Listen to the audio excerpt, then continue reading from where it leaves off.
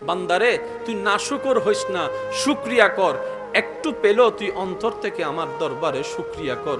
বান্দারে আমি বেশি কিছু চাই না তোদের কাছে, খাবার শুরুতে একটু আমাকে স্মরণ করবি, খাবার শেষ করে একবার আমাকে স্মরণ করবি, ঘুমানোর আগে একবার আমাকে স্মরণ কর, ঘুম থেকে উঠে একবার আমাকে স্মরণ কর। বান্দারে তুই শুধু তোর জীবনের ব্যস্ততার ভিতরে আমি রবকে স্মরণ করার জন্য বাহানা খুঁজতে থাক, কৌশল করতে থাক, যেমনি পারস আমি রবকে একটু স্মরণ কর। বান্দারে তুই কোন রকম ব্যস্ত জীবনে আমাকে স্মরণ করতে করতে একবার তুই কবরে আয়। তুই বান্দা দুনিয়াতে আমাকে স্মরণ রাখবি, আমি রহমান তোকে কবরে হাসরে স্মরণ রাখবো। সুবহান। আর রব যাকে কবরে হাসরে স্মরণ রাখে, জাহান্নামের আগুন তাকে স্পর্শ করার কোনো সুযোগ নাই। আল্লাহ পাক বলে, বান্দা আমি আছি তো তোদের জন্য। লা তাহজান লা তাখাফ, ভয়ও করিস না, চিন্তাও করিস না। যার যা করার করতে দে, যার যা বলার বলতে দে। দিন শেষে আমি আহকামুল হাকিমিন হাসরের ময়দানে বিচার করব, তোর পক্ষে রায় করে দিব।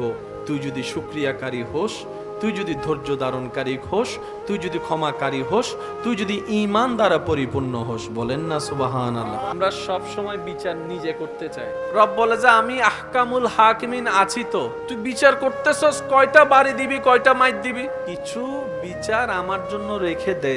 আল্লাহ আমি কি করব? বলে যে তুই ক্ষমা করে দে। আল্লাহ সে আমার উপর জুলুম করেছে, অত্যাচার করেছে, অন্যায় করেছে, আমি কেন ক্ষমা করব? রব বলে যে ক্ষমা করে আমার বান্দাকে আমার জন্য, আমি আল্লাহ তাকে ক্ষমা করে দিই যে ক্ষমা করে দে। রব বলে যে তুই নিজের গুনাহ থেকে মাপ পাওয়ার জন্য তুই নিজে ক্ষমা করে দে। তুই ওরে ক্ষমা করবি, আমি তোরে ক্ষমা করব। যে গুনাহ করার পরে নিজের ভুল বুঝতে পেরে রবের সমীপে নিজের মনকে মাথাকে সুফর্দ করে দিবে, দুই চোখের পানি ছেড়ে লজ্জার সাথে রবের কাছে ক্ষমা চাইবে, আল্লাহ সেই তওবাকারীকে ভালোবাসেন। সুবহানাল্লাহ। আল্লাহ তাআলা দানশীল ব্যক্তিকে ভালোবাসে। আল্লাহ তাআলা তাকওয়া অর্জন, রবকে যারা ভয় পেয়ে চলার চেষ্টা করে তাদেরকে ভালোবাসে। আল্লাহ কাদেরকে ভালোবাসে? যারা আল্লাহর উপর ভরসা করে চলার চেষ্টা করে, আল্লাহ তাদেরকে ভালোবাসে। সুবহানাল্লাহ। আল্লাহ ধৈর্যশীলকে ভালোবাসে, আল্লাহ ক্ষমাকারীকে ভালোবাসে, আল্লাহ তাআলা বিনয়ীকে ভালোবাসে, আল্লাহ তাআলা ভদ্রতাকে ভালোবাসে, আল্লাহ তাআলা নম্রতাকে ভালোবাসে। সুবহানাল্লাহ। আল্লাহ যা যা ভালোবাসে বান্দার ভিতরে, এইগুলাকে যদি একটু গবেষণা করে নিজের ভিতর আনা যায়, দেখবেন প্রত্যেকটা আব্দুল্লাহ আল্লাহর রহমতে ওলি আল্লাহ হয়ে যাবে। হে আমার বান্দারা, ইন্নাল্লাহা মা'আস সাবিরিন, ইন্নাল্লাহা মা'আস সাবিরিন, ইন্নাল্লাহা মা'আস সাবিরিন। আমি রব ধৈর্য ধারণকারীর সাথে আছি, আমি আল্লাহ সহ্য যারা করে তাদের সাথে আছি, আমি আল্লাহ ক্ষমাকারীর সাথে আছি, আমি আল্লাহ বিনয়ীদের সাথে আছি, আমি আল্লাহ নম্র কথা যারা বলে তাদের সাথে আছি, আমি আল্লাহ ভদ্রদের সাথে আছি, আমি আল্লাহ মানিয়ে নিয়ে ক্ষমা যারা করে দেয় তাদের সাথে আছি। বলেন সুবহান। আর সেই আল্লাহর দেওয়ার নিয়ম হচ্ছে তুমি অন্যকে দাও, আমি তোমাকে দিব। মুসা আলাইহিস সালামের সময় একজন আল্লাহর বান্দা মুসা নবীকে এসে বললেন, ইয়া নবী আল্লাহ, আমার জীবনটা অনেক কষ্টে যাচ্ছে, সকালে আনলে রাতে থাকে না, আমার রিজিকে এত কম বরকত কেন আমি বুঝি না, আমি বেশি দিন বাঁচতেও চাই না।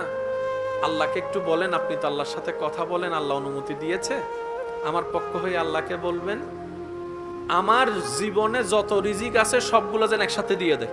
মুসা নবী ওনার কথা মোতাবেক আল্লাহর কাছে গিয়ে বললেন, আল্লাহ তোমার একজন বান্দা তো এরকম একটা দোয়া ফরিয়াদ করছে, আবদার করছে যে তার জীবনে যা রিজিক তুমি বরাদ্দ রাখছো 20, 30, 50, 60 বছর, 100 বছর সব একসাথে দিয়ে দাও, সে একসাথে খেয়েই চলে যাবে। আল্লাহ তাআলা দোয়া কবুল করেছেন। সুবহানাল্লাহ। দীর্ঘ কয়েক বছর পরে মুসা নবী সাথে ওই ব্যক্তির দেখা, যে এক সময় খাবারে খাবার পায়নি, এখন এসে দেখা যায় তার ঘর রাজপ্রাসাদের মতো। সুবহানাল্লাহ। তার ঘরে অনেকগুলা মানুষ খাবার খাচ্ছে।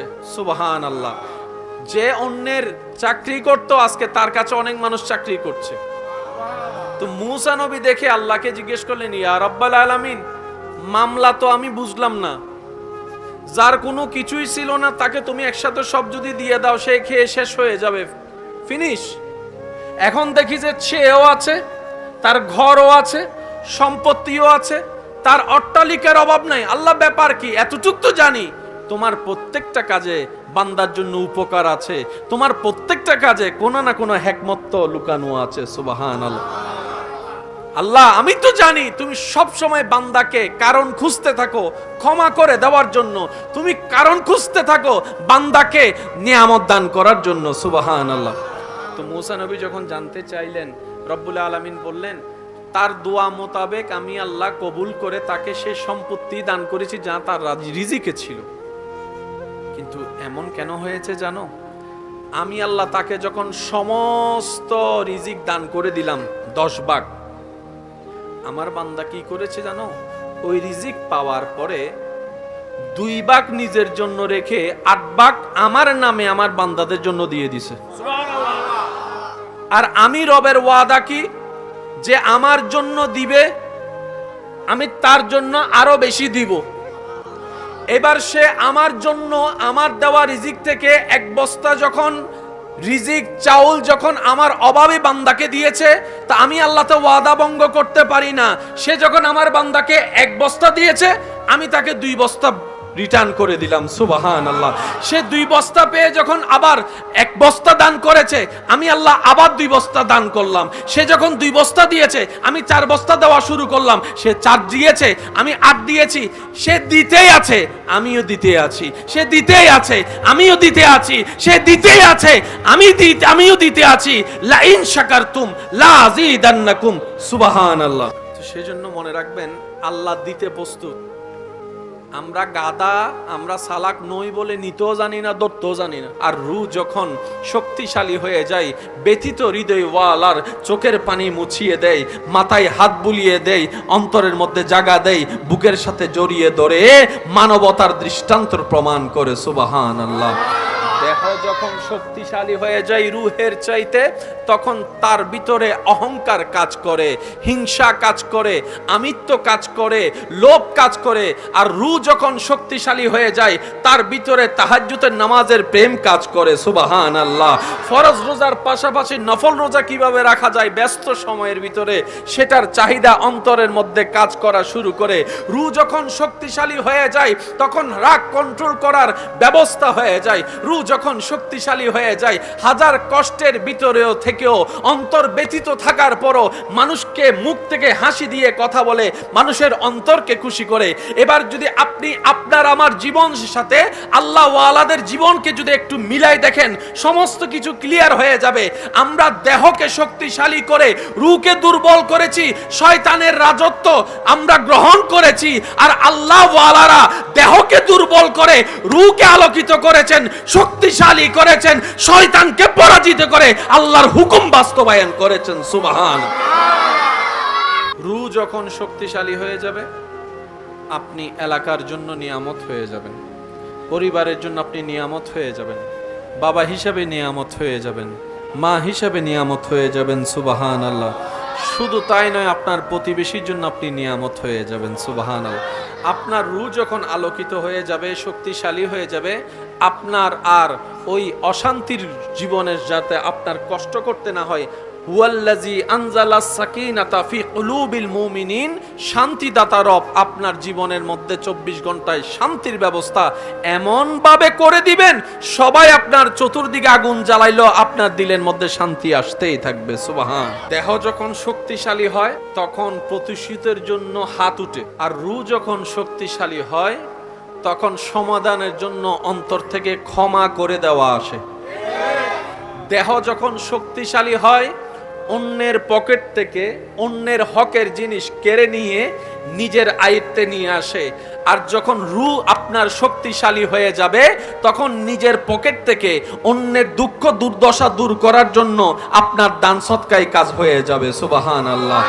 দেহ যখন শক্তিশালী হয়ে যায়, এই মুখের আর কোনো কন্ট্রোল থাকে না, বড় ছোট আর বীজ বিবেচনা থাকে না। যারে যেটা মন চাই সেটাই মুখ দিয়ে বলে, অন্তরকে ব্যথিত করে। অন্তত আমরা নিজেরা ভালো থাকার জন্য নিজেদের ভিতরে কিছু গোপন প্র্যাকটিস রাখার দরকার আছে। আজকে থেকে 10-20 বছর আগের মানুষের ভিতরও যেই পরিমাণ ধৈর্য সহ্য ছিল, আগে একটা মানুষ মাসের পর মাস অপেক্ষা করত প্রিয়জনের একটা চিঠি আসার, অধৈর্য হতো না, ধৈর্য ধরে অপেক্ষা করত 3 মাস 4 মাস 5 মাস। আমার মুরব্বীরা হয়তো আমার সাথে একমত হবেন, আগে বিদেশ থেকে টেপ রেকর্ডার পাঠানো হতো, ক্যাসেট। ওই ক্যাসেটটা পাঠালে প্লে করে সবাই মিলে শুনতো। আবার একটা সময় ক্যাসেটটা রেকর্ড করে সবার বক্তব্য নিয়ে সেটা পাঠিয়ে দিত। 3-4 মাসের একটা বিষয় ছিল, দূরত্ব ছিল।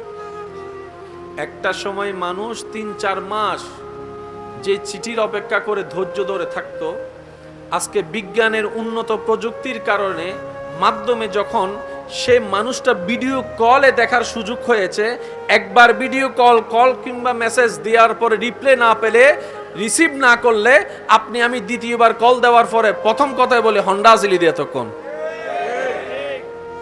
আগে 3 মাস ধৈর্য ধরার একটা ক্যাপাসিটি ছিল। এখন এদিকে বিজ্ঞান আমাদের জীবন সহজ করেছে, কিন্তু আমাদের ধৈর্যের লেভেল কমে গেছে। আগে একটা মানুষ হেঁটে যেতে লাগতো 2 ঘন্টা, ধৈর্য ধরে মানুষ যেত। সেই রাস্তা যখন এখন যানবাহনের মাধ্যমে 10 মিনিটের হয়েছে, এই 10 মিনিটের ভিতর যদি 2 মিনিট জাম লাগে, দিন দিন ধৈর্যের লেভেল, যার কারণে স্বামী স্ত্রীর ভিতরে 2 কথা হলেই মেজাজ গরম, সম্পর্কের মধ্যে ফাটল পর্যন্ত চলে আসতেছে এই ধৈর্য না থাকার কারণে। কথা বলেন ঠিক কিনা? বাপ চাচার ভিতরে কথা হচ্ছে, ভাই ভাই এ কথা বলছে, হয়তো একটু দূরত্ব মনোমালিন্য ভুল বুঝাবুঝি হয়েছে, বাপ চাচার কথার ভিতরে মাঝখানে ছেলেরা পর্যন্ত কথা বলে বেয়াদবি করে ফেলতেছে, এমনও আছে না নাই? কথা বলেন। বিভিন্ন জায়গায় দেখা যায় 2-4টা ওই যে পান থেকে চুন খসলেই আপনার আমার টেম্পারেচার হাই হয়ে যাচ্ছে, যার কারণে সম্পর্কে ফাটল আসতেছে, দুশ্মনী পয়দা হচ্ছে, মামলার শিকার হচ্ছে, হামলার শিকার হচ্ছে, পরিবারগুলো ভেঙ্গে ভেঙ্গে তছনছ হয়ে যাচ্ছে ওই ধৈর্যের নিয়ামত না থাকার কারণে। অন্যদিকে আল্লাহ তাআলা কোরআনে ডাক দিয়ে বলে, আমাদের ইবাদত অনুযায়ী যদি আমাদের রিজিক আসতো, আমার মনে হয় 1 প্লেট ভাতও হতো না। 50 বছরের নামাজ মিলে হয়তো 1 গ্লাস ভাত হতো, কারণ আমাদের রুকু ঠিক হইলে সিজদা চলে যায়, সিজদা ঠিক হইলে কোন রকম তাশাহুদ চলে যায়। একটাতে যদি ভালো করি 10টাতে খারাপ করে বসে আছি। সেজন্য রব্বুল আলামিন আমাদের প্রতি কত দয়াবান, আমাদের আমল দেখে রিজিক দেন না। রব্বুল আলামিন নিজ গুণে নিজ দয়ায় আমাদেরকে রিজিক দেন বলেই অন্তত পেট ভরে খেতে পারি। আর সেই রব বলে, বান্দা নাশুকর করিস না,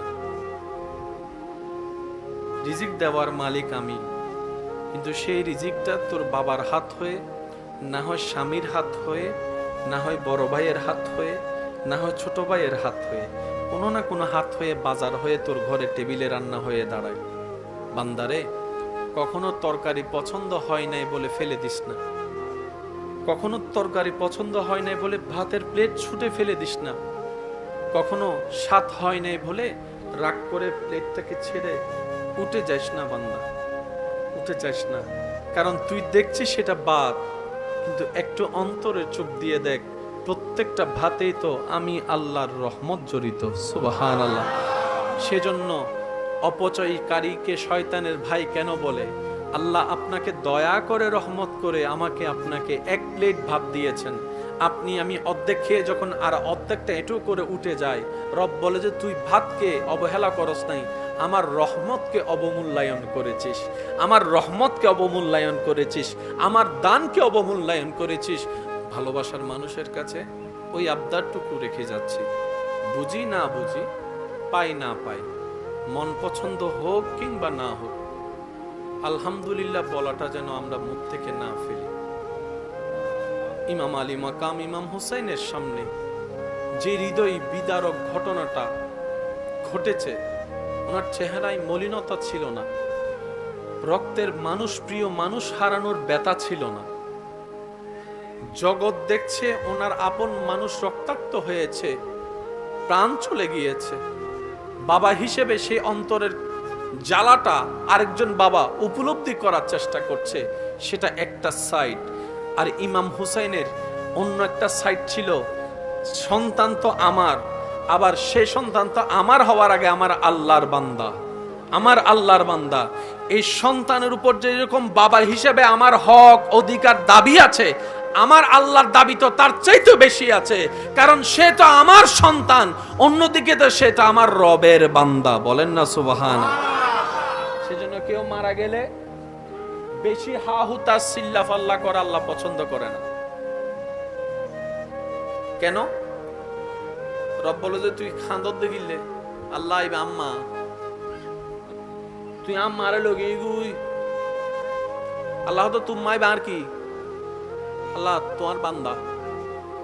তো তুম্মা যদি তোর হাসে দায়িত্বারে মা হিসেবে আর বান্দারাই আর হাসে রাইন না পারি না বান্দা হিসেবে।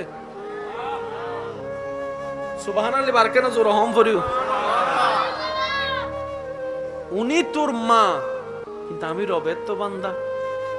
এতদিন তো তোর মা তোর কাছে ছিল, এখন আমার বান্দাকে আমার কাছে নিয়ে আসছি। সেজন্য আমাদের চট্টগ্রামের ভাষায় একটা প্রচলিত কথা আছে, অনেক সময় আপনারা হয়তো শুনেছেন, যার মাল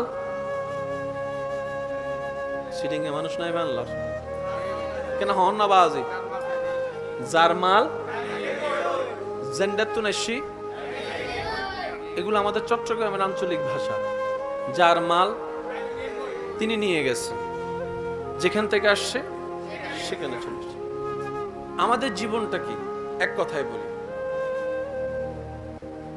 ফ্রম আল্লাহ। আমাদের সবার জীবন from Allah, for Allah, to Allah. আবার বলছি, একটু খেয়াল করেন, from Allah, for Allah, to Allah. জীবন সাকসেস। এই জীবনে আর ব্যর্থতা বলতে কোনো কিছু। রব বলে যে বান্দাটা তোমার যেরকম সম্পর্কে, বান্দাটা আমারও সম্পর্কের। তুমি যেরকম সেই বান্দার যে মারা গিয়েছে, তুমি যেরকম তার সন্তান, আমিও সেই বান্দার আল্লাহ, সৃষ্টিকর্তা। তোমার প্রতি যদি, তোমার ওনার প্রতি যদি বান্দা হিসেবে সম্পর্ক হিসেবে যদি, তোমার ওনার প্রতি সম্পর্ক হিসেবে যদি এতটুক দায়িত্ব মায়া ভালোবাসা থাকে, আমি আল্লাহ স্রষ্টা হিসেবে দায়িত্ব মায়া আরো বেশি আছে। মা তো সন্তানকে খাওয়াইছে দুনিয়াতে আসার পরে ওয়া করে কান্না করার পর, বাবা তো খাওয়াচ্ছে 6 মাস 7 মাস হওয়ার পর, আর আমি রব তো আমার বান্দাকে মায়ের পেট থেকেই খাওয়া শুরু করে দিয়েছি।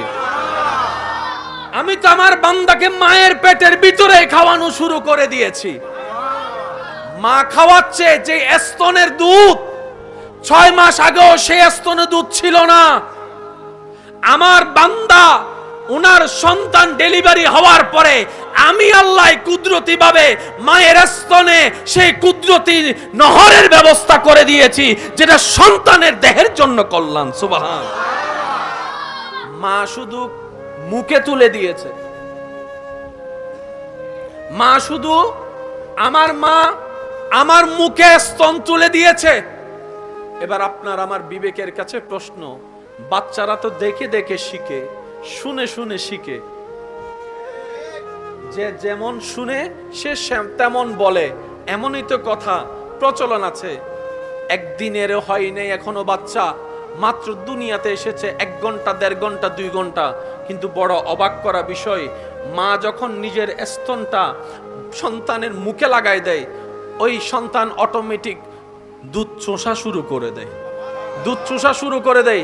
এবার নিজেকে একবার প্রশ্ন করেন, ওই বাচ্চার দিকে তাকিয়ে, ওই 2 মিনিটের 5 মিনিটের বাচ্চাটাকে মায়ের বুকের দুধ চুষলে যে দুধ আসবে, এই শিক্ষাটাকে কখন শিখাই দিল? সুবহানাল্লাহ। আপনি যদি ঠান্ডা মাথায় রব্বুল আলামিনের প্রত্যেকটা সৃষ্টিকে একটু গবেষণা করে দেখেন, যারা বলে রব খুঁজে পায় না, স্রষ্টা খুঁজে পায় না, তারা যদি রবের সৃষ্টি নিয়ে অন্তর থেকে গবেষণা করে, তাদের ঈমান, তাদের বুঝ, তাদের জ্ঞান বলতে, স্বীকার করতে বাধ্য হবে একজন আছেন যিনি সমস্ত সৃষ্টির সৃষ্টিকর্তা। সুবহানাল্লাহ। অস্বীকার করার কোনো সুযোগ যেই বডি, যেই আকৃতি, যেই ধরন আল্লাহ মানুষকে দিয়েছেন, এইরকম মানুষকে দেওয়া জিনিস আল্লাহ কোন সৃষ্টিকে দেয় নাই। অর্থাৎ যা আল্লাহ আপনাকে দিয়েছেন এটা আর কাউকে দেয় নাই, এটা শুধু আপনাকে দিয়েছেন। এই মানুষের দেহের ভিতরে প্রধানত দুইটা জিনিস আছে সব মানুষের ক্ষেত্রে, আপনি যে ধর্মেরই হন না কেন। একটা হচ্ছে দেহ, আর একটা হচ্ছে রূহ। কয়টা? এটা কি শুধু ইসলাম ধর্মের মানুষের কাছে আছে না সবার কাছে? দেহ আছে, রূহ আছে। আর প্রত্যেকটা জিনিসের একটা খাবার আছে, প্রত্যেকটা জিনিসের একটা আলাদা আলাদা খাবার আছে, আলাদা আলাদা এনার্জি পাওয়ার জিনিস আছে। সেজন্য চোখের সমস্যা নিয়ে ডাক্তারের শরণাপন্ন যখন আমরা হই, ডাক্তার আমাদেরকে সবজি খাওয়ার জন্য পরামর্শ দেয়। কথা বলেন। মাছ খাইতে বলে,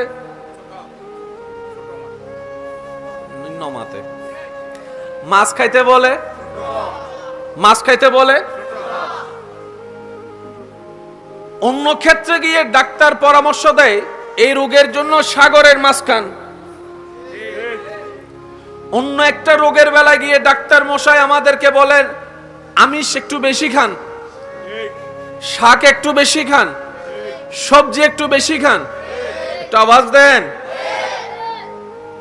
আপনার দেহে যেই যেই প্রবলেম আছে, ওই প্রবলেমের সমাধানের জন্য, ওই অপূর্ণতা ঘাটতিকে পূরণ করার জন্য রব্বুল আলামিন এই দেহকে সঠিকে রাখার জন্য এই পৃথিবীর বুকে আল্লাহ পাক সেই নিয়ামত ওয়ালা খাবার দান করে দিয়েছেন।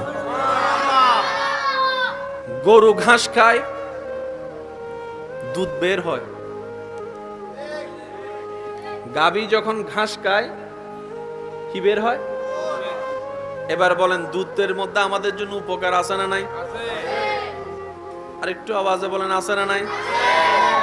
গরুর দুধের মধ্যে উপকার, আবার গরুর গোশত দিয়ে উপকার, আবার সেই সমস্ত খাবারগুলো আমাদের দেহের জন্য উপকার, দেহের জন্য উপকার। এখানে অনেকেই আছেন দুধ খাইতে চায় না। তাহলে মানুষের দুইটা জিনিস, একটার নাম দেহ, একটার নাম রূহ। দেহের জন্য কিছু খাবার আছে, আর দেহের খাবারটা কোত্থেকে পাই একটু খেয়াল করে দেখেন। যে ভাত আমরা খাই সেটা আসে জমিন থেকে দান হয়ে। আমাদের রক্তের যে সমস্যা সেটার জন্য যা যা শাকসবজির দরকার তাও আসে জমিন থেকে। আমাদের দেহের যে পানির যে বিষয়টা সেটাও জমিনের সাথে সম্পর্ক আছে। আমাদের চোখের সমস্যা সমাধান জমিনের মধ্যে আছে। আমাদের শক্তির সমস্যা সমাধান জমিনের মধ্যে আসে। আপনি যদি খেয়াল করে দেখেন কাঠবাদাম, কাজু বাদামের বিভিন্ন উপকার, বলেন না বিভিন্ন উপকার, অর্থাৎ এই দেহকে সুস্থ রাখার জন্য শক্তি যা যা দরকার মানুষের, আল্লাহ তাআলা সবকিছুইকে বেশিরভাগকে জমিনের সাথে সম্পৃক্ত রেখেছেন। ওই জমিনের খাবার দিয়ে ওই মানুষের দেহটা শক্তিশালী হয়। আর ঠিক তেমনি ভাবে ওই দেহের পাশে আরেকটা যে গুরুত্বপূর্ণ জিনিস যেটার নাম রূহ, যেটার নাম আত্মা, ওই রূহের একটা খাবার আছে। দেহের খাবার আসে জমিন থেকে, রূহের খাবার হয় আসমান থেকে। এই পর্যন্ত আপনি আমি দেহের যেই পরিমাণ যত্ন নিয়েছি খাবারের বেলায়, আত্মাকে খাবার দেবার সেই সময়, সেই সুযোগ, সেই বুঝ আপনার আমার হয় নাই।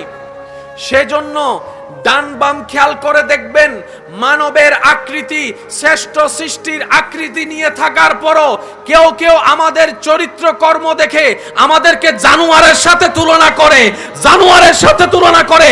এমন কর্ম আমাদের দ্বারা প্রকাশিত হয় যেটা দেখে হিংস্র প্রাণীও লজ্জিত হয়ে যায়। কথা বলেন ঠিক কিনা?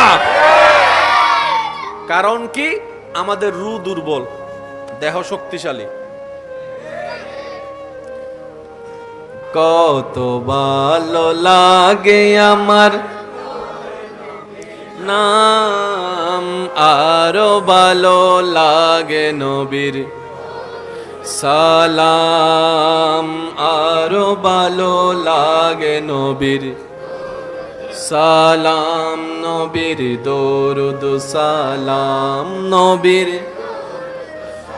আল্লাহুম্মা সাল্লি আলা সাইয়্যিদিনা মুহাম্মাদিন আল্লাহুম্মা সাল্লি আলা সাইয়্যিদিনা মুহাম্মাদিন নবীর দরুদ সালাম নবীর দরুদ সালাম আল্লাহুম্মা সাল্লি আলা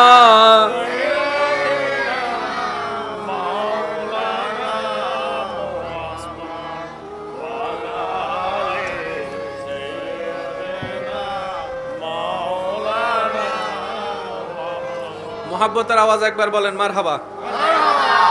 বিজয়ী কারা, সফল কারা, সার্থক কারা, এক কথায় বুঝবেন যাদের রূহ শক্তিশালী, দুনিয়াতেও বিজয়ী, আখিরাতেও বিজয়ী। যাদের দেহ শক্তিশালী তারা দুনিয়াতে না থাকলে দুনিয়াবাসী খুশি হয়, আর যাদের রূহ শক্তিশালী তারা দুনিয়ার থেকে যাওয়ার পরও সে সম্মান পায় আল্লাহর পক্ষ থেকে, যেটা দুনিয়াতে মাটির উপরে থেকে অনেকে পায় না। বলেন না সুবহানাল্লাহ। আল্লাহুম্মা সাল্লি আলা মাওলানা মুহাম্মদ ওয়া আলা আলি সাইয়্যিদিনা লা ইলাহা ইল্লাল্লাহ লা ইলাহা ইল্লাল্লাহ লা ইলাহা ইল্লাল্লাহ লা ইলাহা ইল্লাল্লাহ লা ইলাহা ইল্লাল্লাহ লা ইলাহা ইল্লাল্লাহ লা ইলাহা ইল্লাল্লাহ লা ইলাহা ইল্লাল্লাহ লা ইলাহা ইল্লাল্লাহ লা ইলাহা ইল্লাল্লাহ। সবাই লা ইলাহা লা ইলাহা ইল্লাল্লাহ লা ইলাহা ইল্লাল্লাহ লা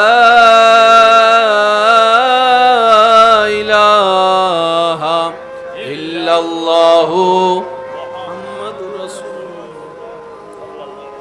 আল্লাহ তাআলা আমাদের সবাইকে বুঝার তৌফিক দান করুন। এতক্ষণ যে জিকির করেছি এটা রূহের খাবারের একটি, জোরে বলি। দেহের খাবার কিনতে রূহের খাবার ফ্রি, আর আর হাসে যাচ্ছে গেলা মিডে নাই ফ্রি, জিনিসের দাম নাই। মাতন বাজি কোন ডাক্তারে যদি ফ্রি চিকিৎসা দেয় আর হবে দে ইতে বিতে জামিলে আছে রুগী নভার বাংলা রেতাল্লে দে উনি সেবা করে এই কথা কেউ বলবে? ফ্রি যদি টিউশনি করায় যে আমি ছাত্রদেরকে পড়াবো, আল্লাহ আমাকে যা জ্ঞান দিয়েছেন আমি পড়াবো, আর যেখানে পড়ার জন্য 3 মাস 4 মাস ধরে লাইন ধরা লাগে, হাজার হাজার দিয়ে প্রতিযোগিতা দিয়ে ভর্তি হওয়া যায়। আওয়াজ দিয়ে বলেন ঠিক কিনা? কারণ আমাদের ভিতর শুকরিয়া বোধ বহুত কম। আমরা ভালো জিনিসের মূল্যায়ন করতে জানি না, খারাপ জিনিস নিয়ে আপনি আমি মূল্যায়ন করতে ছাড়ি না। আপনি একটু খেয়াল করে দেখবেন, কারো প্রশংসা তত তাড়াতাড়ি প্রচার হয় না, কারো দুর্নাম যত তাড়াতাড়ি মানুষ বিশ্বাস করে এবং প্রচার করে। কথা বলেন ঠিক কিনা? মানুষের ভালো জিনিস প্রচার করতে আপনার আমার বুক কাঁপে, আর মানুষের খারাপ জিনিস প্রচার করতে আপনি আমি আড্ডান জমে না যতক্ষণ পর্যন্ত বদনাম হয় না, গীবত হয় না। কথা বলেন ঠিক কিনা? দোষ কাদের? বলেন সবাই, দোষ কাদের? ব্যর্থতা কাদের? আল্লাহ তাআলা আমাদেরকে হেফাজত করুক। বান্দারে তুই নাশুকর হইস না, শুকরিয়া কর। একটু পেলেও তুই অন্তর থেকে আমার দরবারে শুকরিয়া কর। বান্দারে, আমি বেশি কিছু চাই না তোদের কাছে। খাবার শুরুতে একটু আমাকে স্মরণ করবি, খাবার শেষ করে একবার আমাকে স্মরণ করবি, ঘুমানোর আগে একবার আমাকে স্মরণ কর, ঘুম থেকে উঠে একবার আমাকে স্মরণ কর। বান্দারে, তুই শুধু তোর জীবনের ব্যস্ততার ভিতরে আমি রবকে স্মরণ করার জন্য বাহানা খুঁজতে থাক, কৌশল করতে থাক, যেমনি পারস আমি রবকে একটু স্মরণ কর। বান্দারে, তুই কোন রকম ব্যস্ত জীবনে আমাকে স্মরণ করতে করতে একবার তুই কবরে আয়। তুই বান্দা দুনিয়াতে আমাকে স্মরণ রাখবি, আমি রহমান তোকে কবরে হাসরে স্মরণ রাখবো। সুবহান। আর রব যাকে কবরে হাসরে স্মরণ রাখে, জাহান্নামের আগুন তাকে স্পর্শ করার কোনো সুযোগ নাই। আল্লাহ পাক বলে, বান্দা আমি আছি তো তোদের জন্য। লা তাহজান লা তাখাফ, ভয়ও করিস না, চিন্তাও করিস না। যার যা করার করতে দে, যার যা বলার বলতে দে। দিন শেষে আমি আহকামুল হাকিমিন হাসরের ময়দানে বিচার করব, তোর পক্ষে রায় করে দিব। তুই যদি শুকরিয়াকারী হোস, তুই যদি ধৈর্য ধারণকারী হোস, তুই যদি ক্ষমাকারী হোস, তুই যদি ঈমান দ্বারা পরিপূর্ণ হোস। বলেন না সুবহানাল্লাহ। আমরা সব সময় বিচার নিজে করতে চাই। রব বলে যে আমি আহকামুল হাকিমিন আছি তো, তুই বিচার করতেছস, কয়টা বাড়ি দিবি, কয়টা মাইর দিবি, কিছু বিচার আমার জন্য রেখে দে। আল্লাহ আমি কি করব? বলে যে তুই ক্ষমা করে দে। আল্লাহ সে আমার উপর জুলুম করেছে, অত্যাচার করেছে, অন্যায় করেছে, আমি কেন ক্ষমা করব? রব বলে যে ক্ষমা করে আমার বান্দাকে আমার জন্য, আমি আল্লাহ তাকে ক্ষমা করে দিই যে ক্ষমা করে দেয়। রব বলে যে তুই নিজের গুনাহ থেকে মাপ পাওয়ার জন্য তুই নিজে ক্ষমা করে দে। তুই ওরে ক্ষমা করবি, আমি তোরে ক্ষমা করব। যে গুনাহ করার পরে নিজের ভুল বুঝতে পেরে রবের সমীপে নিজের মনকে মাথাকে সুফর্দ করে দিবে, দুই চোখের পানি ছেড়ে লজ্জার সাথে রবের কাছে ক্ষমা চাইবে, আল্লাহ সেই তওবাকারীকে ভালোবাসেন। সুবহানাল্লাহ। আল্লাহ তাআলা দানশীল ব্যক্তিকে ভালোবাসে। আল্লাহ তাআলা তাকওয়া অর্জন, রবকে যারা ভয় পেয়ে চলার চেষ্টা করে তাদেরকে ভালোবাসে। আল্লাহ কাদেরকে ভালোবাসে? যারা আল্লাহর উপর ভরসা করে চলার চেষ্টা করে, আল্লাহ তাদেরকে ভালোবাসে। সুবহানাল্লাহ। আল্লাহ ধৈর্যশীলকে ভালোবাসে, আল্লাহ ক্ষমাকারীকে ভালোবাসে, আল্লাহ তাআলা বিনয়ীকে ভালোবাসে, আল্লাহ তাআলা ভদ্রতাকে ভালোবাসে, আল্লাহ তাআলা নম্রতাকে ভালোবাসে। সুবহানাল্লাহ। আল্লাহ যা যা ভালোবাসে বান্দার ভিতরে, এইগুলাকে যদি একটু গবেষণা করে নিজের ভিতর আনা যায়, দেখবেন প্রত্যেকটা আব্দুল্লাহ আল্লাহর রহমতে ওলি আল্লাহ হয়ে যাবে। হে আমার বান্দারা, ইন্নাল্লাহা মা'আস সাবিরিন, ইন্নাল্লাহা মা'আস সাবিরিন, ইন্নাল্লাহা মা'আস সাবিরিন। আমি রব ধৈর্য ধারণকারীর সাথে আছি, আমি আল্লাহ সহ্য যারা করে তাদের সাথে আছি, আমি আল্লাহ ক্ষমাকারীর সাথে আছি, আমি আল্লাহ বিনয়ীদের সাথে আছি, আমি আল্লাহ নম্র কথা যারা বলে তাদের সাথে আছি, আমি আল্লাহ ভদ্রদের সাথে আছি, আমি আল্লাহ মানিয়ে নিয়ে ক্ষমা যারা করে দেয় তাদের সাথে আছি। বলেন সুবহান। আর সেই আল্লাহর দেওয়ার নিয়ম হচ্ছে তুমি অন্যকে দাও, আমি তোমাকে দিব। মুসা আলাইহিস সালামের সময় একজন আল্লাহর বান্দা মুসা নবীকে এসে বললেন, ইয়া নবী আল্লাহ, আমার জীবনটা অনেক কষ্টে যাচ্ছে, সকালে আনলে রাতে থাকে না, আমার রিজিকে এত কম বরকত কেন আমি বুঝি না, আমি বেশি দিন বাঁচতেও চাই না, আল্লাহকে একটু বলেন, আপনি তো আল্লাহর সাথে কথা বলেন, আল্লাহ অনুমতি দিয়েছে, আমার পক্ষ হয়ে আল্লাহকে বলবেন আমার জীবনে যত রিজিক আছে সবগুলো যেন একসাথে দিয়ে দেয়। মুসা নবী ওনার কথা মোতাবেক আল্লাহর কাছে গিয়ে বললেন, আল্লাহ তোমার একজন বান্দা তো এরকম একটা দোয়া ফরিয়াদ করছে, আবদার করছে যে তার জীবনে যা রিজিক তুমি বরাদ্দ রাখছো 20, 30, 50, 60 বছর, 100 বছর সব একসাথে দিয়ে দাও, সে একসাথে খেয়েই চলে যাবে।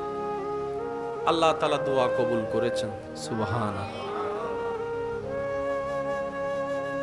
দীর্ঘ কয়েক বছর পরে মুসা নবী সাথে ওই ব্যক্তির দেখা, যে এক সময় খাবারে খাবার পায়নি, এখন এসে দেখা যায় তার ঘর রাজপ্রাসাদের মতো। সুবহানাল্লাহ।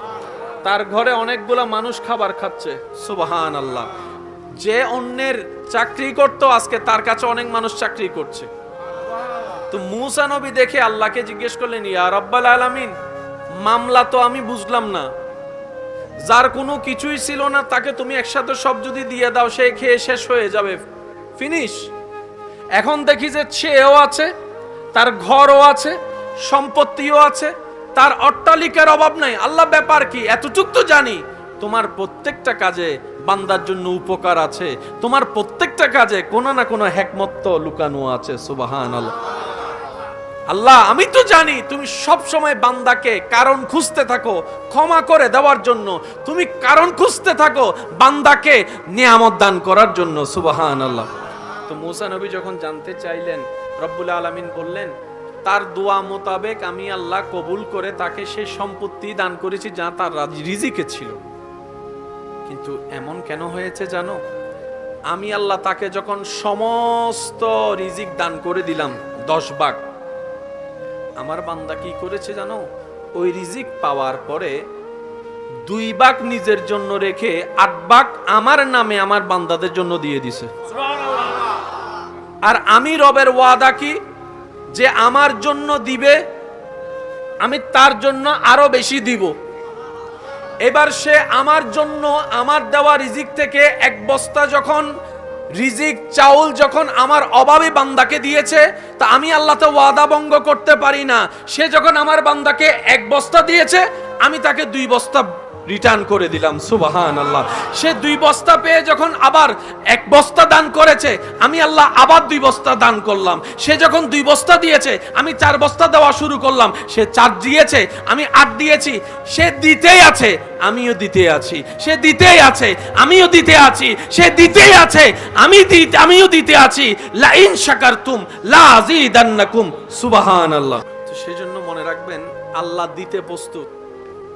আমরা গাদা, আমরা সালাক নই বলে নিতেও জানি না, ধরতেও জানি না। আর রূহ যখন শক্তিশালী হয়ে যায়, ব্যথিত হৃদয় ওয়ালার চোখের পানি মুছিয়ে দেয়, মাথায় হাত বুলিয়ে দেয়, অন্তরের মধ্যে জাগা দেয়, বুকের সাথে জড়িয়ে ধরে মানবতার দৃষ্টান্ত প্রমাণ করে। সুবহানাল্লাহ।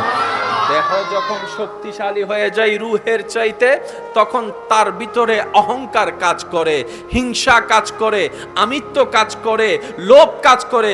আর রূহ যখন শক্তিশালী হয়ে যায়, তার ভিতরে তাহাজ্জুদের নামাজের প্রেম কাজ করে। সুবহানাল্লাহ। ফরজ রোজার পাশাপাশি নফল রোজা কিভাবে রাখা যায় ব্যস্ত সময়ের ভিতরে, সেটার চাহিদা অন্তরের মধ্যে কাজ করা শুরু করে।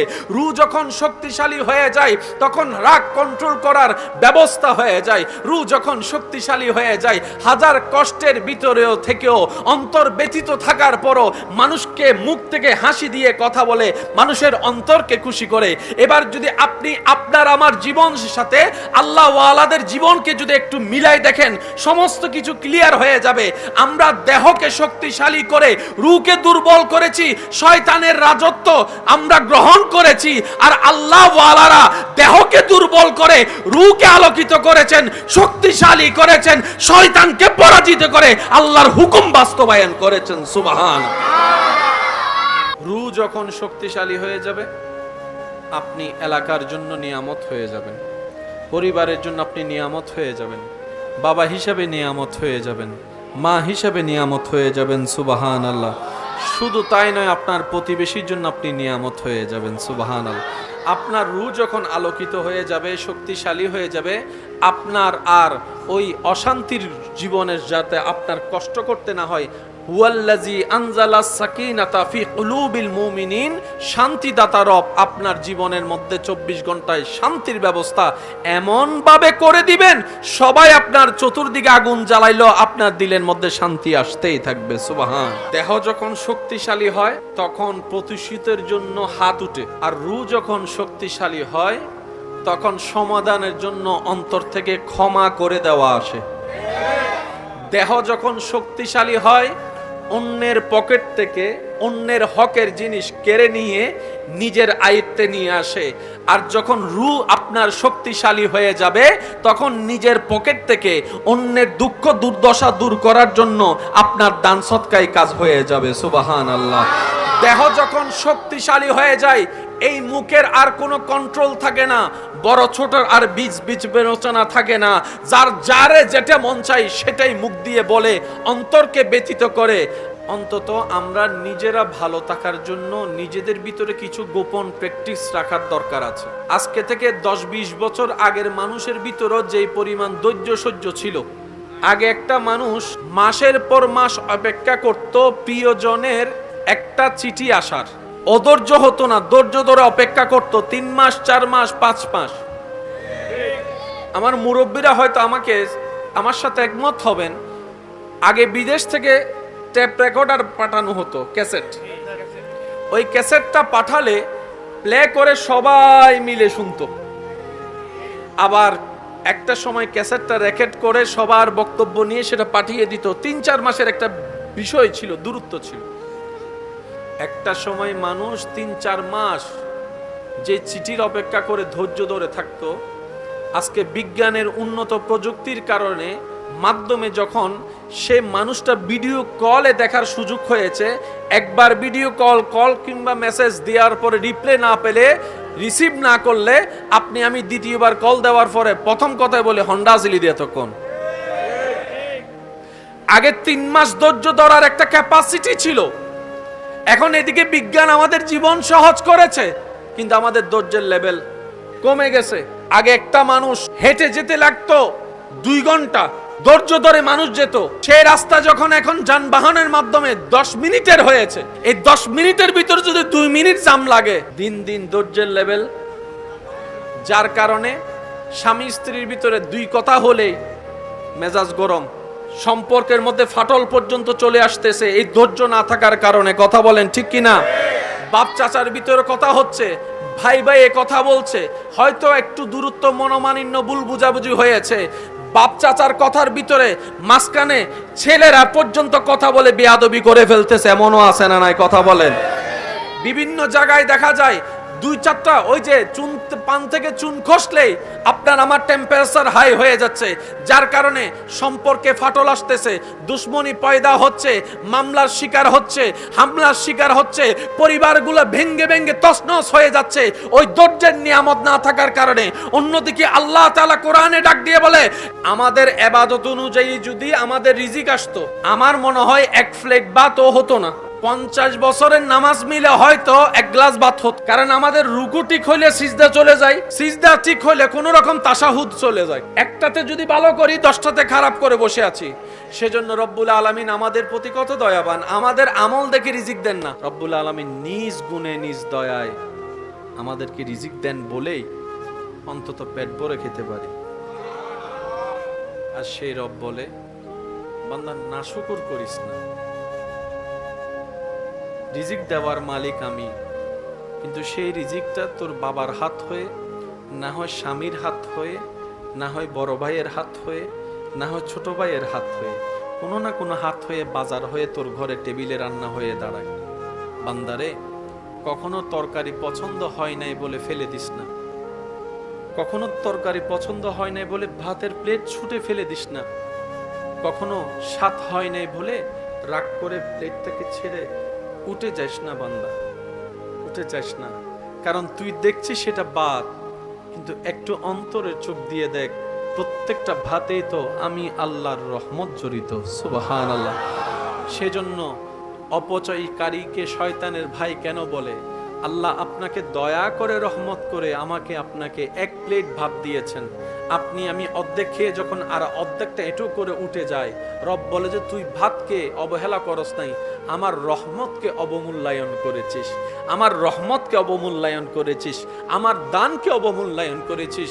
ভালোবাসার মানুষের কাছে ওই আবদারটুকু রেখে যাচ্ছি, বুঝি না বুঝি, পাই না পাই, মন পছন্দ হোক কিংবা না হোক, আলহামদুলিল্লাহ বলাটা যেন আমরা মুখ থেকে না ফেলি।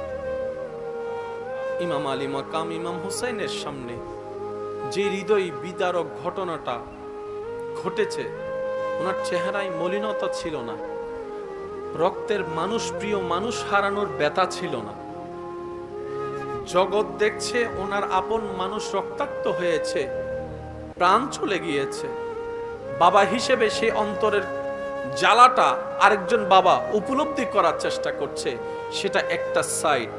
আর ইমাম হুসাইনের অন্য একটা সাইড ছিল, সন্তান তো আমার, আবার সেই সন্তান তো আমার হওয়ার আগে আমার আল্লাহর বান্দা, আমার আল্লাহর বান্দা। এই সন্তানের উপর যেরকম বাবা হিসেবে আমার হক অধিকার দাবি আছে, আমার আল্লাহর দাবি তো তার চাইতে বেশি আছে, কারণ সে তো আমার সন্তান, অন্যদিকে তো সে তো আমার রবের বান্দা। বলেন না সুবহানাল্লাহ। সেজন্য কেউ মারা গেলে বেশি হা হুতা চিল্লাফাল্লা করা আল্লাহ পছন্দ করে না। কেন? রব বলে যে তুই খান্দর দেখিলে আল্লাহ আইবে আম্মা, তুই আম্মারে লগি গুই আল্লাহ তো তুম্মাই আর কি আল্লাহ তোমার বান্দা।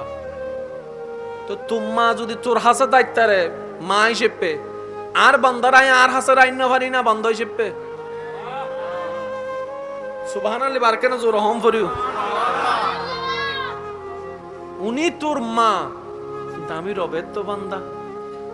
এতদিন তো তোর মা তোর কাছে ছিল, এখন আমার বান্দাকে আমার কাছে নিয়ে আসছে।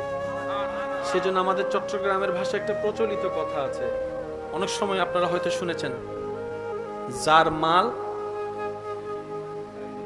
সিলিং এ মানুষ নাই বাংলার কেন হন না বাজি, যার মাল জেন্ডার তুনেশি, এগুলো আমাদের চট্টগ্রামের আঞ্চলিক ভাষা। যার মাল তিনি নিয়ে গেছেন, যেখান থেকে আসছে সেখানে চলে আসছে। আমাদের জীবনটা কি? এক কথায় বলি, ফ্রম আল্লাহ। সুবহানাল্লাহ। আমাদের সবার জীবন from Allah, for Allah, to Allah. আবার বলছি, একটু খেয়াল করেন, from Allah, for Allah, to Allah. জীবন সাকসেস। এই জীবনে আর ব্যর্থতা বলতে কোনো কিছু। রব বলে যে বান্দাটা তোমার যেরকম সম্পর্কে, বান্দাটা আমারও সম্পর্কের। তুমি যেরকম সেই বান্দার যে মারা গিয়েছে, তুমি যেরকম তার সন্তান, আমিও সেই বান্দার আল্লাহ সৃষ্টিকর্তা। তোমার প্রতি যদি, তোমার ওনার প্রতি যদি বান্দা হিসেবে সম্পর্ক হিসেবে যদি, তোমার ওনার প্রতি সম্পর্ক হিসেবে যদি এতটুক দায়িত্ব মায়া ভালোবাসা থাকে, আমি আল্লাহ স্রষ্টা হিসেবে দায়িত্ব মায়া আরো বেশি আছে। মা তো সন্তানকে খাওয়াইছে দুনিয়াতে আসার পরে ওয়া করে কান্না করার পর, বাবা তো খাওয়াচ্ছে 6 মাস 7 মাস হওয়ার পর, আর আমি রব তো আমার বান্দাকে মায়ের পেট থেকেই খাওয়া শুরু করে দিয়েছি। আমি তো আমার বান্দাকে মায়ের পেটের ভিতরে খাওয়ানো শুরু করে দিয়েছি। মা খাওয়াচ্ছে যে স্তনের দুধ, 6 মাস আগেও সেই স্তনে দুধ ছিল না। আমার বান্দা ওনার সন্তান ডেলিভারি হওয়ার পরে আমি আল্লাহ কুদরতি ভাবে মায়ের স্তনে সেই কুদরতি নহরের ব্যবস্থা করে দিয়েছি, যেটা সন্তানের দেহের জন্য কল্যাণ। সুবহান। মা শুধু মুখে তুলে দিয়েছে, মা শুধু, আমার মা আমার মুখে স্তন তুলে দিয়েছে। এবার আপনার আমার বিবেকের কাছে প্রশ্ন, বাচ্চারা তো দেখে দেখে শিখে, শুনে শুনে শিখে, যে যেমন শুনে সে তেমন বলে, এমনই তো কথা প্রচলন আছে। একদিনেরও হয় নাই এখনো বাচ্চা, মাত্র দুনিয়াতে এসেছে 1 ঘন্টা 1.5 ঘন্টা 2 ঘন্টা, কিন্তু বড় অবাক করা বিষয়, মা যখন নিজের স্তনটা সন্তানের মুখে লাগাই দেয়, ওই সন্তান অটোমেটিক দুধ চোষা শুরু করে দেয়, দুধ চোষা শুরু করে দেয়। এবার নিজেকে একবার প্রশ্ন করেন, ওই বাচ্চার দিকে তাকিয়ে, ওই 2 মিনিটের 5 মিনিটের বাচ্চাটাকে মায়ের বুকের দুধ চুষলে যে দুধ আসবে, এই শিক্ষাটাকে কখন শিখাই দিল? সুবহানাল্লাহ। আপনি যদি ঠান্ডা মাথায় রব্বুল আলামিনের প্রত্যেকটা সৃষ্টিকে একটু গবেষণা করে দেখেন, যারা বলে রব খুঁজে পায় না, স্রষ্টা খুঁজে পায় না, তারা যদি রবের সৃষ্টি নিয়ে অন্তর থেকে গবেষণা করে, তাদের ঈমান, তাদের বুঝ, তাদের জ্ঞান বলতে, স্বীকার করতে বাধ্য হবে একজন আছেন যিনি সমস্ত সৃষ্টির সৃষ্টিকর্তা। সুবহানাল্লাহ। অস্বীকার করার কোনো সুযোগ যেই বডি, যেই আকৃতি, যেই ধরন আল্লাহ মানুষকে দিয়েছেন, এইরকম মানুষকে দেওয়া জিনিস আল্লাহ কোন সৃষ্টিকে দেয় নাই। অর্থাৎ যা আল্লাহ আপনাকে দিয়েছেন এটা আর কাউকে দেয় নাই, এটা শুধু আপনাকে দিয়েছেন। এই মানুষের দেহের ভিতরে প্রধানত দুইটা জিনিস আছে সব মানুষের ক্ষেত্রে, আপনি যে ধর্মেরই হন না কেন। একটা হচ্ছে দেহ, আর একটা হচ্ছে রূহ। কয়টা? এটা কি শুধু ইসলাম ধর্মের মানুষের কাছে আছে না সবার কাছে? দেহ আছে, রূহ আছে। আর প্রত্যেকটা জিনিসের একটা খাবার আছে, প্রত্যেকটা জিনিসের একটা আলাদা আলাদা খাবার আছে, আলাদা আলাদা এনার্জি পাওয়ার জিনিস আছে। সেজন্য চোখের সমস্যা নিয়ে ডাক্তারের শরণাপন্ন যখন আমরা হই, ডাক্তার আমাদেরকে সবজি খাওয়ার জন্য পরামর্শ দেয়। কথা বলেন। মাছ খাইতে বলে, নমাতে মাছ খাইতে বলে, মাছ খাইতে বলে। অন্য ক্ষেত্রে গিয়ে ডাক্তার পরামর্শ দেয় এই রোগের জন্য সাগরের মাছ খান। অন্য একটা রোগের বেলায় গিয়ে ডাক্তার মশাই আমাদেরকে বলেন আমিষ একটু বেশি খান, শাক একটু বেশি খান, সবজি একটু বেশি খান। একটু আওয়াজ দেন।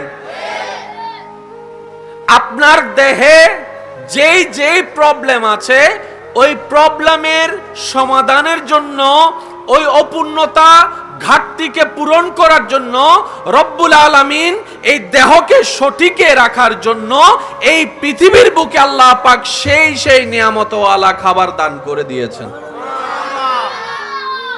গরু ঘাস খায়, দুধ বের হয়। গাভী যখন ঘাস খায় কি বের হয়? এবার বলেন দুধের মধ্যে আমাদের জন্য উপকার আছে না নাই? আর একটু আওয়াজে বলেন আছে না নাই?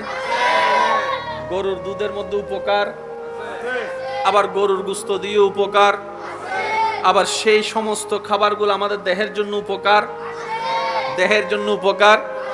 এখানে অনেকেই আছেন দুধ খাইতে চায় না। তাহলে মানুষের দুইটা জিনিস, একটার নাম দেহ, একটার নাম রূহ। দেহের জন্য কিছু খাবার আছে,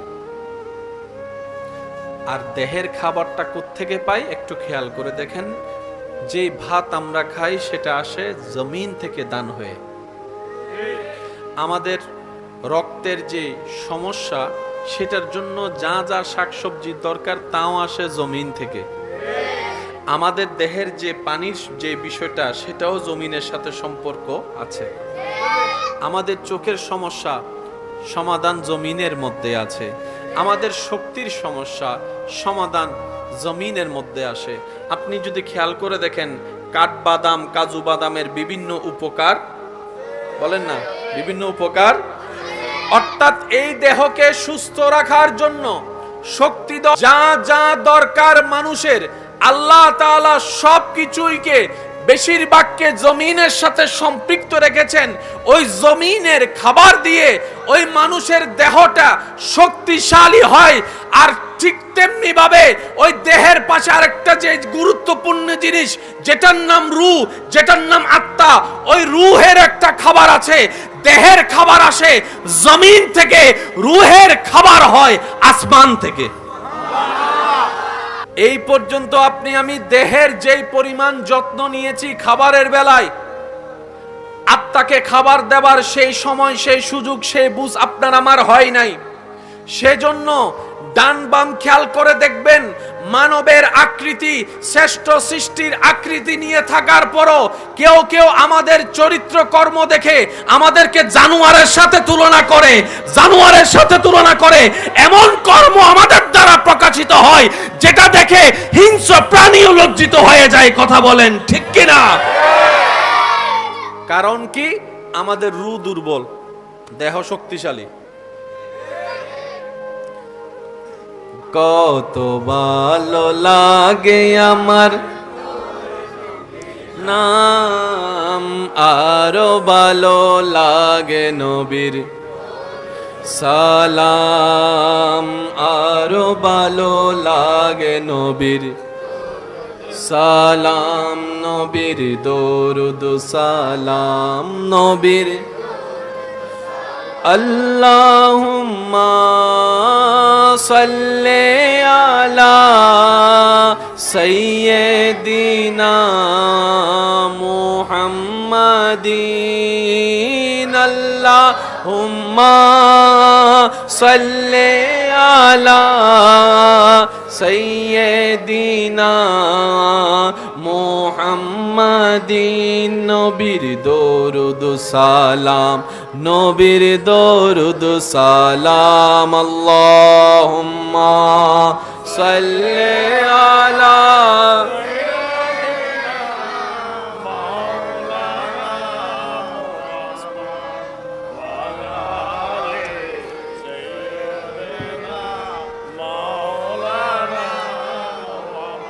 মোহাব্বতের আওয়াজ একবার বলেন মারহাবা।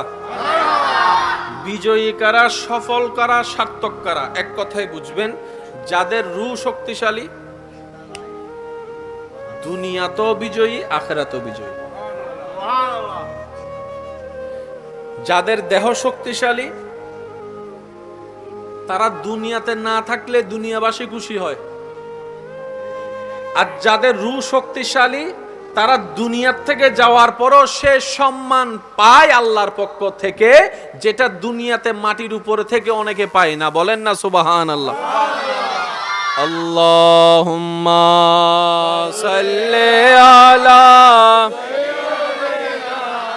মাওলানা মুহাম্মদ ওয়া আলা আলি সাইয়্যিদিনা লা ইলাহা ইল্লাল্লাহ লা ইলাহা ইল্লাল্লাহ লা ইলাহা ইল্লাল্লাহ লা ইলাহা ইল্লাল্লাহ লা ইলাহা ইল্লাল্লাহ লা ইলাহা ইল্লাল্লাহ লা ইলাহা ইল্লাল্লাহ লা ইলাহা ইল্লাল্লাহ লা ইলাহা ইল্লাল্লাহ লা ইলাহা ইল্লাল্লাহ। সবাই লা ইলাহা ইল্লাল্লাহ লা ইলাহা ইল্লাল্লাহ লা ইলাহা ইল্লাল্লাহ লা ইলাহা ইল্লাল্লাহু মুহাম্মাদুর রাসূলুল্লাহ। আল্লাহ তাআলা আমাদের সবাইকে বুঝার তৌফিক দান করুন। এতক্ষণ যে জিকির করেছি এটা রূহের খাবারের একটি, জোরে বলি, দেহের খাবার কিনতে রূহের খাবার ফ্রি, আর আর হাসে যাচ্ছে গেলা মিডে নাই ফ্রি, জিনিসের দাম নাই। মাতন বাজি কোন ডাক্তারে যদি ফ্রি চিকিৎসা দেয় আর গো হবো দে ইতে ভিতরে জামিলে আছে রুগী নভার বাংলা রেতাল্লে দে উনি সেবা করে এই কথা কেউ বলবে? ফ্রি যদি টিউশনি করায় যে আমি ছাত্রদেরকে পড়াবো, আল্লাহ আমাকে যা জ্ঞান দিয়েছেন আমি পড়াবো, আর যেখানে পড়ার জন্য 3 মাস 4 মাস ধরে লাইন ধরা লাগে, হাজার হাজার দিয়ে প্রতিযোগিতা দিয়ে ভর্তি হওয়া যায়। আওয়াজ দিয়ে বলেন ঠিক কিনা? কারণ আমাদের ভিতর শুকরিয়া বোধ বহুত কম। আমরা ভালো জিনিসের মূল্যায়ন করতে জানি না, খারাপ জিনিস নিয়ে আপনি আমি মূল্যায়ন করতে ছাড়ি না। আপনি একটু খেয়াল করে দেখবেন, কারো প্রশংসা তত তাড়াতাড়ি প্রচার হয় না, কারো দুর্নাম যত তাড়াতাড়ি মানুষ বিশ্বাস করে এবং প্রচার করে। কথা বলেন ঠিক কিনা? মানুষের ভালো জিনিস প্রচার করতে আপনার আমার বুক কাঁপে, আর মানুষের খারাপ জিনিস প্রচার করতে আপনি আমি আড্ডান জমে না যতক্ষণ পর্যন্ত বদনাম হয় না, গীবত হয় না। কথা বলেন ঠিক কিনা? দোষ কাদের? বলেন সবাই, দোষ কাদের? ব্যর্থতা কাদের? আল্লাহ তাআলা আমাদেরকে হেফাজত করুক। বান্দারে তুই নাশুকর হইস না, শুকরিয়া কর। একটু পেলেও তুই অন্তর থেকে আমার দরবারে শুকরিয়া কর। বান্দারে, আমি বেশি কিছু চাই না তোদের কাছে। খাবার শুরুতে একটু আমাকে স্মরণ করবি, খাবার শেষ করে একবার আমাকে স্মরণ করবি, ঘুমানোর আগে একবার আমাকে স্মরণ কর, ঘুম থেকে উঠে একবার আমাকে স্মরণ কর। বান্দারে, তুই শুধু তোর জীবনের ব্যস্ততার ভিতরে আমি রবকে স্মরণ করার জন্য বাহানা খুঁজতে থাক, কৌশল করতে থাক, যেমনি পারস আমি রবকে একটু স্মরণ কর। বান্দারে, তুই কোন রকম ব্যস্ত জীবনে আমাকে স্মরণ করতে করতে একবার তুই কবরে আয়। তুই বান্দা দুনিয়াতে আমাকে স্মরণ রাখবি, আমি রহমান তোকে কবরে হাসরে স্মরণ রাখবো। সুবহান।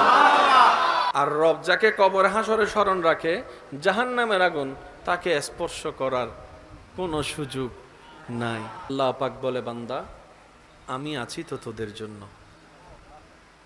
লা তাহজান,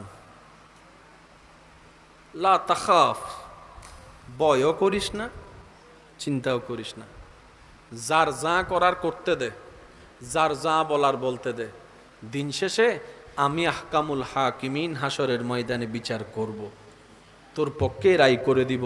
তুই যদি শুকরিয়াকারী হোস, তুই যদি ধৈর্য ধারণকারী হোস, তুই যদি ক্ষমাকারী হোস, তুই যদি ঈমান দ্বারা পরিপূর্ণ হোস। বলেন না সুবহানাল্লাহ। আমরা সব সময় বিচার নিজে করতে চাই। রব বলে যে আমি আহকামুল হাকিমিন আছি তো, তুই বিচার করতেছস, কয়টা বাড়ি দিবি, কয়টা মাইর দিবি, কিছু বিচার আমার জন্য রেখে দে। আল্লাহ আমি কি করব? বলে যে তুই ক্ষমা করে দে। আল্লাহ সে আমার উপর জুলুম করেছে, অত্যাচার করেছে, অন্যায় করেছে, আমি কেন ক্ষমা করব? রব বলে যে ক্ষমা করে আমার বান্দাকে আমার জন্য, আমি আল্লাহ তাকে ক্ষমা করে দিই যে ক্ষমা করে দেয়। রব বলে যে তুই নিজের গুনাহ থেকে মাপ পাওয়ার জন্য তুই নিজে ক্ষমা করে দে। তুই ওরে ক্ষমা করবি, আমি তোরে ক্ষমা করব।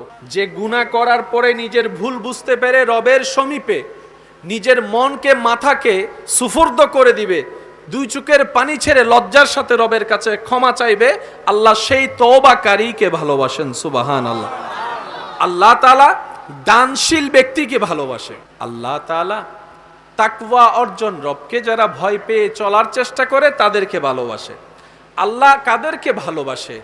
যারা আল্লাহর উপর ভরসা করে চলার চেষ্টা করে, আল্লাহ তাদেরকে ভালোবাসে। সুবহানাল্লাহ।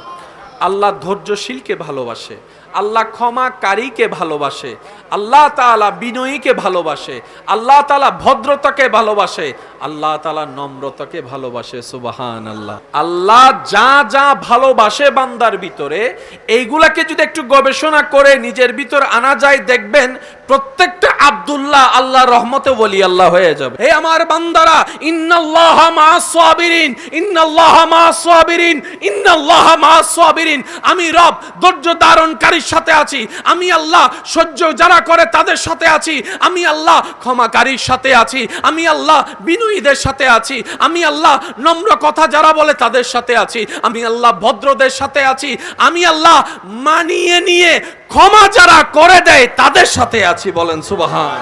আর সেই আল্লাহর দেওয়ার নিয়ম হচ্ছে তুমি অন্যকে দাও, আমি তোমাকে দিব।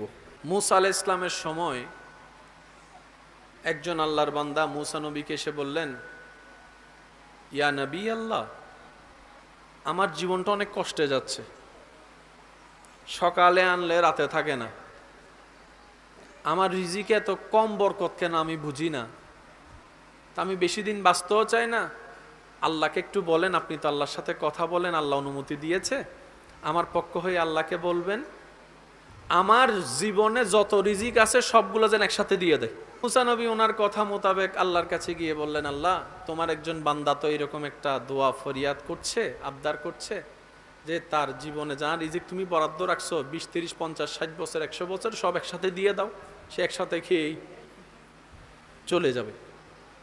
আল্লাহ তাআলা দোয়া কবুল করেছেন। সুবহানাল্লাহ। দীর্ঘ কয়েক বছর পরে মুসা নবী সাথে ওই ব্যক্তির দেখা, যে এক সময় খাবারে খাবার পায়নি, এখন এসে দেখা যায় তার ঘর রাজপ্রাসাদের মতো। সুবহানাল্লাহ। তার ঘরে অনেকগুলা মানুষ খাবার খাচ্ছে। সুবহানাল্লাহ। যে অন্যের চাকরি করত আজকে তার কাছে অনেক মানুষ চাকরি করছে।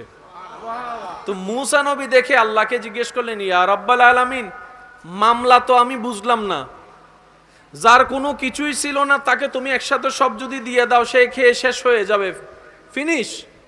এখন দেখি যে সেও আছে, তার ঘরও আছে, সম্পত্তিও আছে, তার অট্টালিকার অভাব নাই। আল্লাহ ব্যাপার কি, এতটুক তো জানি তোমার প্রত্যেকটা কাজে বান্দার জন্য উপকার আছে, তোমার প্রত্যেকটা কাজে কোনো না কোনো হিকমত লুকানো আছে। সুবহানাল্লাহ।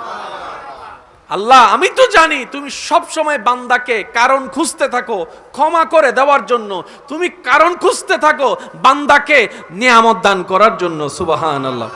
তো মুসা নবী যখন জানতে চাইলেন, রব্বুল আলামিন বললেন তার দোয়া মোতাবেক আমি আল্লাহ কবুল করে তাকে সেই সম্পত্তি দান করেছি যা তার রিজিকে ছিল।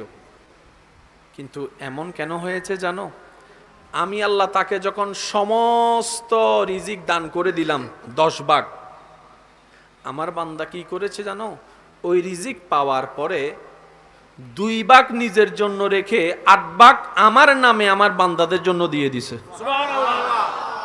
আর আমি রবের ওয়াদা কি, যে আমার জন্য দিবে আমি তার জন্য আরো বেশি দিব।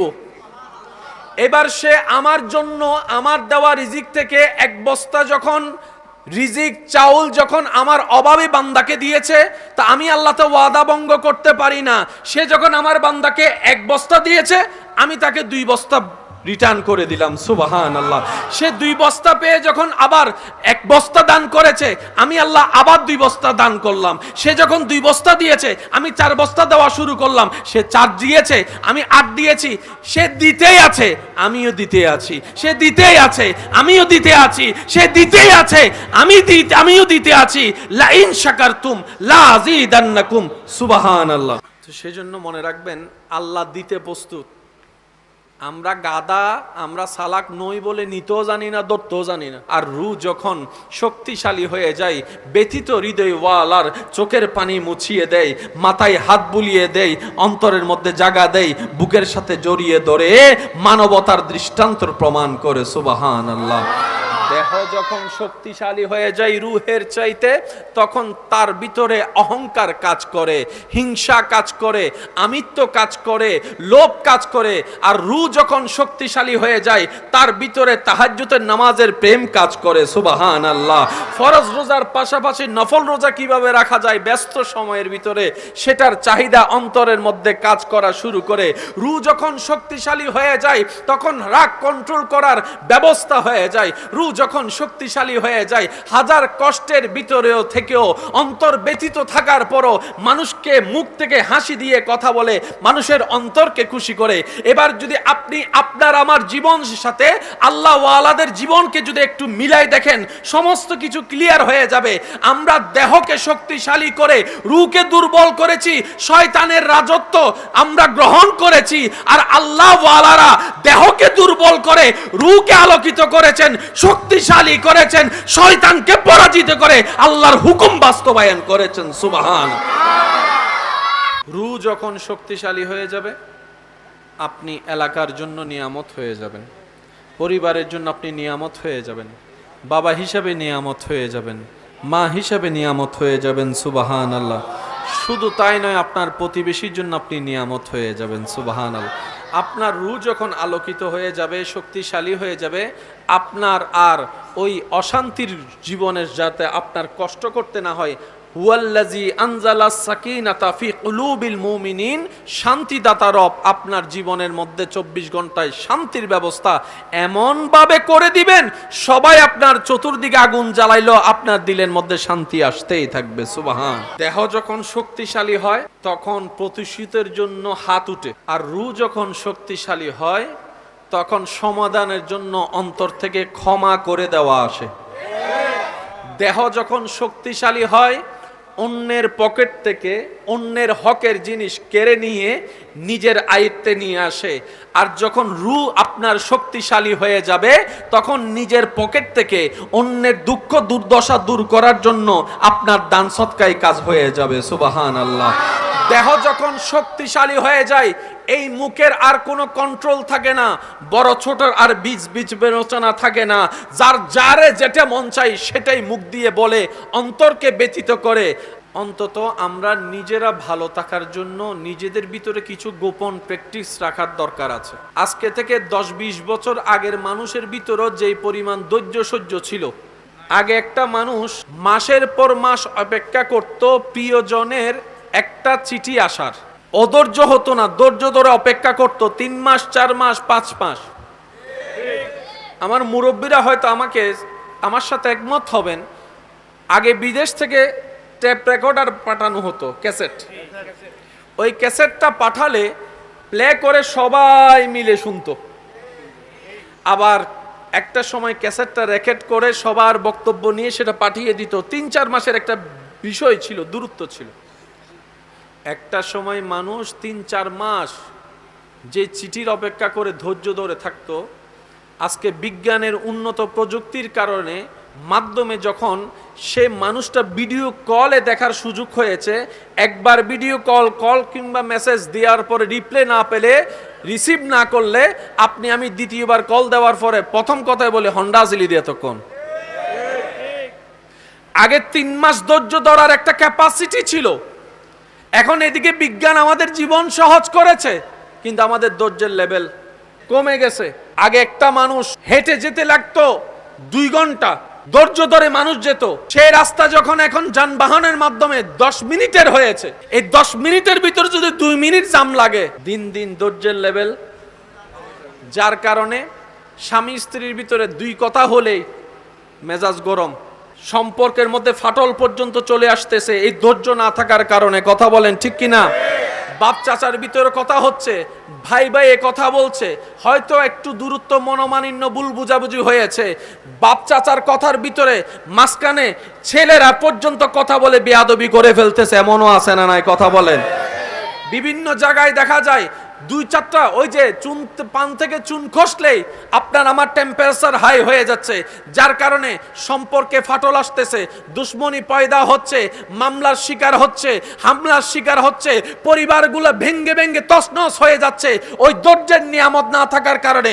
অন্যদিকে আল্লাহ তাআলা কোরআনে ডাক দিয়ে বলে, আমাদের ইবাদত অনুযায়ী যদি আমাদের রিজিক আসতো, আমার মনে হয় 1 প্লেট ভাতও হতো না। 50 বছরের নামাজ মিলে হয়তো 1 গ্লাস ভাত হতো, কারণ আমাদের রুকু ঠিক হইলে সিজদা চলে যায়, সিজদা ঠিক হইলে কোন রকম তাশাহুদ চলে যায়। একটাতে যদি ভালো করি 10টাতে খারাপ করে বসে আছি।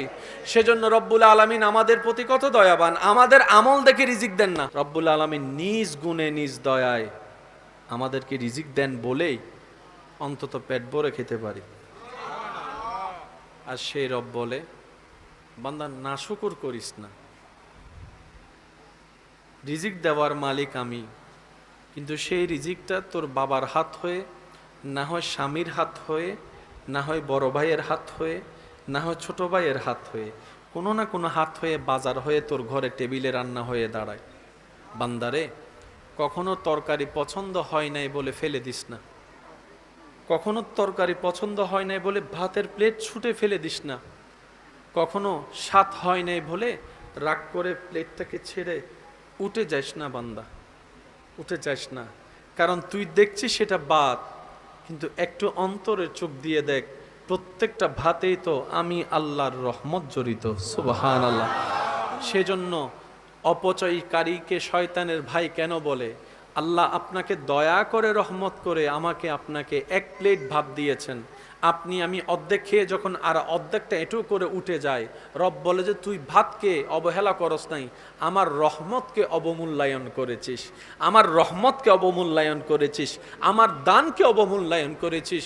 ভালোবাসার মানুষের কাছে ওই আবদারটুকু রেখে যাচ্ছি, বুঝি না বুঝি, পাই না পাই, মন পছন্দ হোক কিংবা না হোক, আলহামদুলিল্লাহ বলাটা যেন আমরা মুখ থেকে না ফেলি।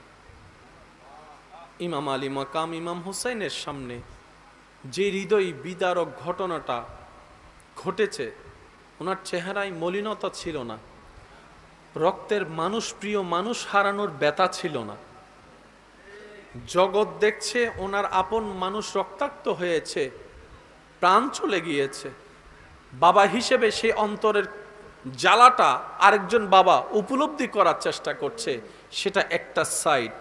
আর ইমাম হুসাইনের অন্য একটা সাইড ছিল, সন্তান তো আমার, আবার সেই সন্তান তো আমার হওয়ার আগে আমার আল্লাহর বান্দা, আমার আল্লাহর বান্দা।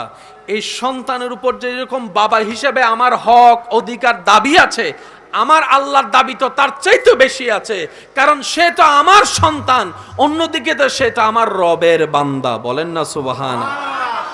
সেজন্য কেউ মারা গেলে বেশি হা হুতা চিল্লাফাল্লা করা আল্লাহ পছন্দ করে না। কেন? রব বলে যে তুই খান্দর দেখিলে আল্লাহ আইবে আম্মা, তুই আম্মারে লগে গুই আল্লাহ তো তুম্মাই আর কি আল্লাহ তোমার বান্দা। তো তুম্মা যদি তোর হাসে দায়িত্বারে মা হিসেবে আর বান্দারাই আর হাসে রাইন না পারি না বান্দা হিসেবে। সুবহানাল্লাহ বার কেন জোর হম ফরিউ। উনি তোর মা, কিন্তু আমি রবের তো বান্দা। এতদিন তো তোর মা তোর কাছে ছিল, এখন আমার বান্দাকে আমার কাছে নিয়ে আসছি। সেজন্য আমাদের চট্টগ্রামের ভাষায় একটা প্রচলিত কথা আছে, অনেক সময় আপনারা হয়তো শুনেছেন, যার মাল সিটিং এ মানুষ নাই বাংলার কেন হন না বাজি, যার মাল জেন্ডার তুনাসি, এগুলো আমাদের চট্টগ্রামের আঞ্চলিক ভাষা। যার মাল তিনি নিয়ে গেছেন, যেখান থেকে আসছে সেখানে চলে আসছে। আমাদের জীবনটা কি? এক কথায় বলি, ফ্রম আল্লাহ। সুবহানাল্লাহ। আমাদের সবার জীবন from Allah, for Allah, to Allah. আবার বলছি, একটু খেয়াল করেন, from Allah, for Allah, to Allah. জীবন সাকসেস। এই জীবনে আর ব্যর্থতা বলতে কোনো কিছু। রব বলে যে বান্দাটা তোমার যেরকম সম্পর্কে, বান্দাটা আমারও সম্পর্কের। তুমি যেরকম সেই বান্দার যে মারা গিয়েছে, তুমি যেরকম তার সন্তান, আমিও সেই বান্দার আল্লাহ, সৃষ্টিকর্তা। তোমার প্রতি যদি, তোমার ওনার প্রতি যদি বান্দা হিসেবে সম্পর্ক হিসেবে যদি, তোমার ওনার প্রতি সম্পর্ক হিসেবে যদি এতটুক দায়িত্ব মায়া ভালোবাসা থাকে, আমি আল্লাহ স্রষ্টা হিসেবে দায়িত্ব মায়া আরো বেশি আছে। মা তো সন্তানকে খাওয়াইছে দুনিয়াতে আসার পরে ওয়া করে কান্না করার পর, বাবা তো খাওয়াচ্ছে 6 মাস 7 মাস হওয়ার পর, আর আমি রব তো আমার বান্দাকে মায়ের পেট থেকেই খাওয়া শুরু করে দিয়েছি। আমি তো আমার বান্দাকে মায়ের পেটের ভিতরে খাওয়ানো শুরু করে দিয়েছি। মা খাওয়াচ্ছে যে স্তনের দুধ, 6 মাস আগেও সেই স্তনে দুধ ছিল না। আমার বান্দা ওনার সন্তান ডেলিভারি হওয়ার পরে আমি আল্লাহ কুদরতি ভাবে মায়ের স্তনে সেই কুদরতি নহরের ব্যবস্থা করে দিয়েছি, যেটা সন্তানের দেহের জন্য কল্যাণ। সুবহান। মা শুধু মুখে তুলে দিয়েছে, মা শুধু, আমার মা আমার মুখে স্তন তুলে দিয়েছে। এবার আপনার আমার বিবেকের কাছে প্রশ্ন, বাচ্চারা তো দেখে দেখে শিখে, শুনে শুনে শিখে, যে যেমন শুনে সে তেমন বলে, এমনই তো কথা প্রচলন আছে। একদিনেরও হয় নাই এখনো বাচ্চা, মাত্র দুনিয়াতে এসেছে 1 ঘন্টা 1.5 ঘন্টা 2 ঘন্টা, কিন্তু বড় অবাক করা বিষয়, মা যখন নিজের স্তনটা সন্তানের মুখে লাগাই দেয়, ওই সন্তান অটোমেটিক দুধ চোষা শুরু করে দেয়, দুধ চোষা শুরু করে দেয়। এবার নিজেকে একবার প্রশ্ন করেন, ওই বাচ্চার দিকে তাকিয়ে, ওই 2 মিনিটের 5 মিনিটের বাচ্চাটাকে মায়ের বুকের দুধ চুষলে যে দুধ আসবে, এই শিক্ষাটাকে কখন শিখাই দিল? সুবহানাল্লাহ।